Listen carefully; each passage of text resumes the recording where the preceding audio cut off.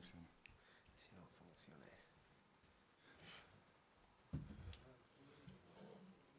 Good morning, ladies and gentlemen. Welcome to the press conference ahead of tomorrow's game, Mexico against New Zealand. We have here with us the head coach Anthony Hudson and then the player Marco Rojas. As per normal, you can ask your questions in English, in Russian, or in English. And then raise your hand, ask for the microphone, and then we present ourselves and answer questions. First of all, Coach, maybe a first introduction. How do you feel after the first game and ready for the game tomorrow? Yes. Well, firstly, of course, as I said after the game, it wasn't the start we hoped for. Certainly the outcome of the game, but definitely as a group, this has been a tour where we've had 3 games now, and we've built on those games every game. And there were definitely in the second half there some really positive signs from us, and everyone now after that game is incredibly determined to make sure that we approach this game now with the right mindset, and we have one focus, which is we want to progress in this tournament. Okay, now a question for Marco. How do you feel ahead of next game? Yeah, I'm looking forward to the next game. Obviously disappointed with the result in the first game, but it's been a quick turnaround, which is good for us as footballers, and just looking forward to getting out there and getting out into another good test against a very good Mexican team. Okay, so now we go for the question. Of course, you can also ask questions in Spanish. Marco can also answer in Spanish, and even the coach, if you want, can try answer in Spanish or in English. Who wants to open the floor? The gentleman here in the middle. Tom Marshall from ESPN FC. Coach, obviously a Mexico team that like to have a lot of possession. What type of game are you expecting tomorrow? Are you expecting them to have a lot of the ball and New Zealand to be quick counter-attacks, maybe set pieces? We've obviously seen a lot of Mexico. I think everyone in this room can all agree they're a world-class football team. We come into this game, as the smallest team in the tournament. We understand that. However, we played against Mexico in October away from home in front of, a large crowd, 40-odd thousand Mexican fans. And in that game, we competed really well. We played well against them. We caused them a lot of problems. And it was a very close game. So, look, we go into this game and we know we're going to have our own game plan. We don't want to go into this game and be, fearful or negative or, sit back and allow Mexico to do what they want. We're going to be positive. We're going to be brave. We want to improve from the last game. Definitely areas in the last game we've looked at and we want to, and we believe we will show that in the game tomorrow. So I'm expecting a really, really good game tomorrow. I'm expecting an incredible spirit from our team. This is a massive game for us. So we're all looking forward to this game. Okay, next question. We can have the gentleman over there. Hola, buenos días, Marco, coach. ¿Qué tanto ha cambiado el equipo mexicano después de esa eliminatoria, el partido más importante que tuvieron ambas selecciones para acudir al Mundial de Brasil 2014? ¿Ha habido un cambio radical en el equipo mexicano o lo ven igual? Bueno, en realidad no lo sé tanto. Seguro que han cambiado mucho porque creo que eso fue uno de los primeros partidos del entrenador anterior. Pero sabemos que va a ser un partido muy difícil, que México es un gran país de fútbol y tenemos que estar listos para jugar nuestro partido al máximo. Y solo con esto, no lo sé qué puede pasar. Vamos a dar todos y vamos a ver después del partido si era bastante o no. Okay, the next question, there was a gentleman over here, and then Casiro llama de Telemundo Deportes. Coach, ¿qué tiene que hacer New Zealand para poder ganar el juego, para competirle a México? Marco, después de la experiencia que tuvieron en el juego amistoso, ¿qué esperar de New Zealand ahora?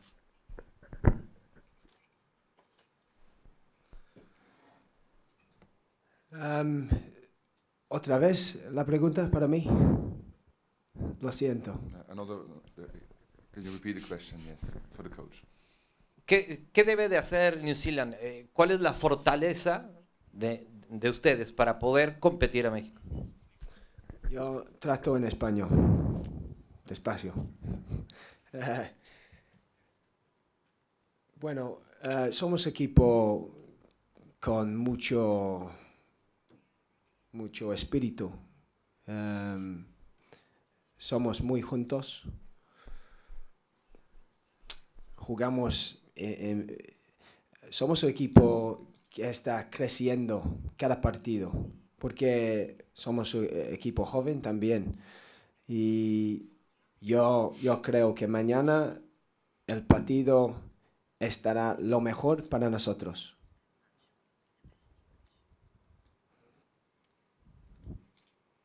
Del amistoso creo que jugamos bien. Creo que los presionamos a la defensa de los mexicanos bien. Tenemos que hacer eso otra vez y puede ser que con esa presión hagan algunos errores, no lo sé. Va a ser un partido difícil, nosotros sabemos eso y estamos preparados para eso, pero por eso estamos aquí y podemos disfrutar este torneo. Supimos que todos los partidos iban a ser difíciles. Estoy contento de estar aquí, estoy con ganas de que mañana llega, que podemos jugar otra vez. Thank you, Coach, for replying in Spanish. This is the Spanish media. We're going for the next question, the gentleman in the grey shirt. Gracias. Buenas tardes. Edgar Luna, del Universal de México. Coach, México sacó un empate contra Portugal en Kazán hace unos días. Para la prensa internacional es algo que lo halagó mucho al equipo por esto.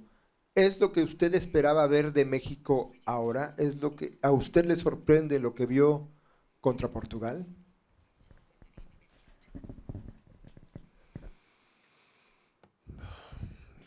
No, I don't think I'm not surprised in the result. I'm not surprised in the performance.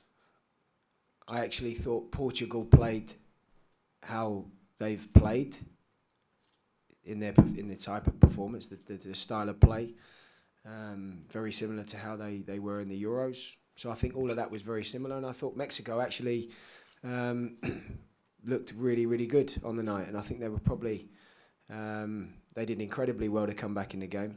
But I thought they played some incredible football, and they look like a better team now than when we faced them back in October. So no, the result was really as expected. It could have gone either way. Two top-class teams, and you know, it just makes the group exciting with the draw. Hey, the gentleman here with the green shirt.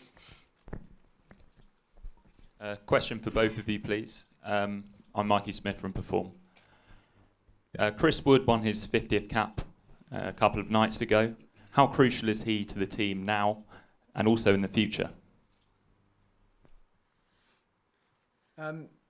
Well, Chris is, as you know, he's our captain. He is an incredible, he's an important player to us. He had a great season at Leeds. He had an amazing season. You know, I know everyone in the team is incredibly proud of him. You know, he's an important player in many aspects to us, not just what he does for his club, but you know the effect he has on the group, and obviously his quality and his ability. For a team like New Zealand who don't have a lot of depth in their squad, our best players are really, really important to us. So, however, saying that, you know, our success now and in the future for the World Cup is going to be based upon the fact that we are a team, a real together team. We're not going to be successful based upon one or two superstars. We have to be incredibly together, incredibly hard working, and I think in the last game for sure we showed that in the second half that we were a team, and we hope and we are focused on nothing but making sure that that happens tomorrow, and I have every faith that it will happen. Yeah, look, I've known Chris Woodsy for a long time, and I'm extremely happy for him the season that he's had and the 50 caps for the national team too. It's a very, very good achievement for someone as young as he is. But like the gaffer said, he's part of a team, and that's what we want to build our success upon, is together as a team, working together and focusing on the team as a whole instead of the individuals. And as long as we work hard together and add that to the qualities that the certain individuals bring, I think we'll continue to grow as a team. Okay, next question, just here. Hi, Coach. I'd like to ask about yourself and your opposite number, Juan Carlos Osorio. You've both taken very much your own route to the top, maybe an unconventional one. And you've also both sought the advice of Marcelo Bielsa previously. I'd like to ask about the advice you got off Bielsa and what you got from that time, and also whether you see a kindred spirit in Juan Carlos and what you think of him as a coach. I think when you talk of Bielsa, for me, he's one of the greatest coaches in the world. I think my time spent, observing and spending time, wherever he's been, respectfully is personal to, to myself and him and his staff. All I can say on that is for me, he's really is. His teams, when his teams are at their best, they're the best I've ever seen. The performances, his best performances, excite me more than any other team I've ever seen before. With regards to Juan Carlos, I've respected him from a distance for a long time. I'm familiar with his career, but I also really like his principles about the game, and he's a big character. He's a strong character. I met him briefly, obviously, when we played him and at the draw, and he seems a nice guy, and I'm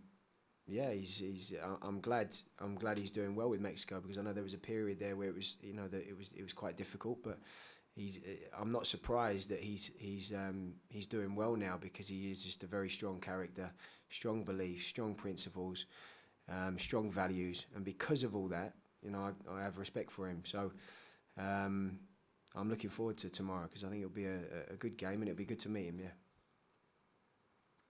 Okay, we have one more question first for Marco, and then you can go to the dressing room to get ready for the training. So a question for Marco, yeah, the gentleman behind there. It was not for Marco, but for the coach, is possible? But first a question for Marco, then he can leave. And then, do you want a question for Marco? Yeah, you ask a question for Marco. Hi, Rob Harrison, the Associated Press. I just wonder, there's been quite a bit of focus on some of the confusion on VAR and, who knows what's going on the pitch. I just wonder if you as players have had any sort of update from FIFA, any sort of new advice, any sort of new sort of tips on actually how to sort of handle a VAR situation? I think we just have to handle it as a normal referee decision. They make the final call at the end. You've seen in the previous games that it does take a bit of time, and it's a bit different to normal, but in the end it's still the final decision, and that you just have to take that as a player. I do think it's good, because obviously it takes out some of the major errors in the game, and it'll just be something that it'll take a little while to get used to, but I don't think it's too much of a problem for the players. I mean, whether we agree with the final decision or not is a different thing, but it's a final decision, and it's just what you have to deal with when you're on the pitch. Again, the one thing I've noticed is... Can you use the microphone for the question? I'm guessing, obviously, you know, particularly obviously the goal drought, you guys would be grateful of a goal, but one of the things I've noticed is this delay sort of creates this sort of confusion thing. How do you celebrate? It's sort of, you have you can often get the goal awarded long after the moment. Is that sort of strange as players? Have you sort of noticed that, the fact it's you know, sort of changed the dynamic of a goal celebration? I guess it's a bit of a problem if you haven't got a pre-planned celebration, because it's a longer period of time to decide what you're gonna do. But no, it doesn't. It doesn't affect you. If you think you scored, you celebrate. If it turns out you haven't scored, then you start playing again. It's not. It's not a big deal for us. If you're not sure, then I guess you stand around and you argue with the other players. You say it's a goal or not, and then when it's decided, then you celebrate again. So it's not really a big deal. In the end, it's just a referee decision that takes a little bit longer than a normal one. Okay, thank you very much, Marco. You can go to get ready for the training session. We do a last couple of questions for the coach. Now I can have the question for the coach. Para el coach, ¿cuántos cambios espera que el entrenador de México haga para este partido por, obviamente, su estrategia de cambiar jugadores partido a partido, y qué tanto eso le cambia la estrategia a usted?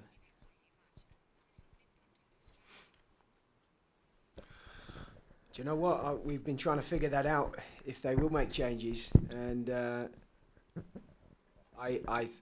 way we see it is they have such a good squad. They have players that can play in all positions, and the quality is still the same. I think, judging on their previous games, if they make changes, the style will still stay the same, I believe.